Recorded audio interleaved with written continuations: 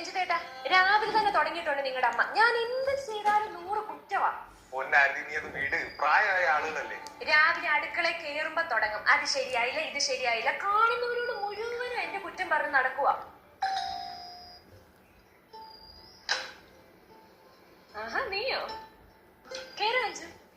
അമ്മേ, നീ എപ്പോ വന്നു? ഞാനിവിടെ കുറച്ച് ദിവസം നിൽക്കണേ. ഏട്ടൻ എന്തെങ്കിലും പ്രശ്നമുണ്ടോ? അങ്ങനെയൊക്കെ പറയുന്നത് നിന്റെ വീടല്ലേ. എന്താ മോളെ, അവൻ വല്ല പ്രശ്നം ഉണ്ടാക്കിയോ? എനിക്ക് മടുത്ത അമ്മ അവിടെ. നമ്മളെന്തോ വലിഞ്ഞേറി ചെന്നിരുന്ന പോലെ അവിടുത്തെ അമ്മ ഏത് സമയം മുഖവും കയറ്റി പിടിച്ചിങ്ങനെ ഇരിക്കും. എന്റെ ദൈവമേ, എന്റെ കൊച്ചു കിടന്ന് കഷ്ടപ്പെടുവാ. ഇങ്ങനെയുള്ള തള്ളമാരുണ്ടെങ്കിലേ ഒരു മനസ്സമാധാനം ഉണ്ടാവും മോളിക്ക്. ദീപക്കൊന്നും പറയാറില്ലേ? അവൻ എന്ത് പറയാനാ ചേച്ചി? എത്രയൊക്കെ വന്നാലും അവന്റെ അമ്മയല്ലേ. അവന്റെ അമ്മേനെ കുറ്റം പറഞ്ഞാൽ അവന് ഇഷ്ടപ്പെടുവോ? കഴിഞ്ഞ ദിവസം 1-2 പറഞ്ഞ് വഴക്കായി. നമ്മളൊന്ന് പുറത്തു പോകാൻ പാടില്ല, പുറത്തുനിന്ന് ഫുഡ് ഓർഡർ ചെയ്യാൻ പാടില്ല, എല്ലാം അവരുടെ ഇഷ്ടത്തിന് ജീവിക്കണം. ഇതിനൊരു തീരുമാനമാണവരെ ഞാൻ ഇവിടെ നിൽക്കാൻ പോകും. എന്റെ ഒരു അഭിപ്രായം പറയുവാണെങ്കിൽ ഏറ്റവും നല്ല കാര്യം നീയും അവനും കൂടെ ഒരു വീടെടുത്ത് മാറ. അതാകുമ്പോ ആരുടെയും ശല്യം ഉണ്ടാകത്തില്ലല്ലോ. നിങ്ങൾക്ക് സമാധാനത്തോടെ ജീവിക്കാം. അല്ലെങ്കിൽ നമ്മൾ മരുമക്കൾ വേണ്ടായോ?